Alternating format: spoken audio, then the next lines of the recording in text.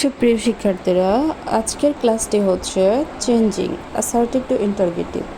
যদি তোমরা 2 নম্বরে নিশ্চিত করতে চাও তাহলে এই ভিডিওটি তোমাদের জন্য মাত্র 3 মিনিটেই আমরা 4টি ফর্মুলা দিয়ে 2 নাম্বার নিশ্চিত করতে পারি।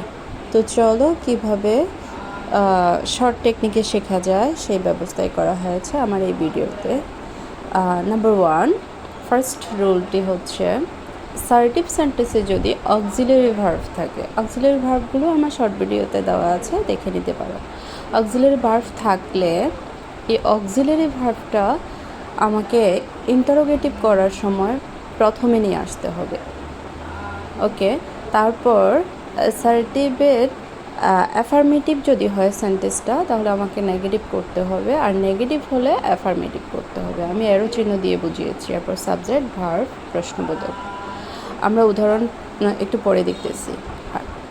অক্সিলারি ভার্ব যদি না থাকে, নাম্বার 2তে দেওয়া আছে, তাহলে do, does, did, not, subject, verb, base, প্রশ্নবোধক দিয়ে করতে হয়। নাম্বার 3, এভরিবডি, এভরিওয়ান, অল থাকলে আমরা এভরিবডি, এভরিওয়ান, অলের পরিবর্তে হু বসাবো। ভার্বের সাথে এস থাকলে ডাজ নট, ভার্ব যদি ফার্স্ট টেন্সের হয় ডিড নট, ভার্বের বেস ফর্ম প্রশ্নবোধক বসাবো।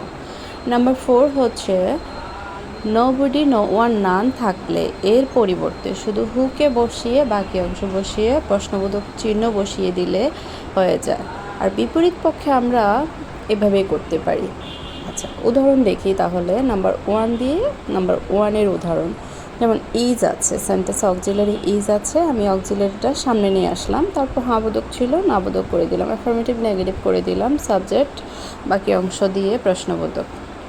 নাম্বার 2 ছিল অক্সিলারি না থাকলে, ওকে অক্সিলারি নাই এখানে, ভার্বের সাথে অ্যাস আছে, সুতরাং আমাকে ডাজ নট দিতে হবে যেহেতু অ্যাস আছে। তারপর সাবজেক্ট, ভার্ব, বেস, প্রশ্নবোধক, ডাজ নট। নাম্বার 3 ছিল এভরিবডি, এভরিওয়ান, অল, তাহলে এভরিবডির পরিবর্তে হুকে বসিয়েছি, ভার্বের সাথে অ্যাস ছিল, ডাজ নট, বাকি অংশ প্রশ্নবোধক। নাম্বার 4, নোবডি, নো ওয়ান, নান থাকলে শুধু হুকে বসাতে হবে, নোবডির পরিবর্তে হু বসিয়েছি, বাকি অংশ দিয়ে প্রশ্নবোধক, তাহলে চেঞ্জিংসটা হয়ে গেল। এখান থেকে তোমাদের 4 নাম্বার আসবে। ভিডিও ভালো লাগলে চ্যানেলটি সাবস্ক্রাইব করতে ভুলবে না।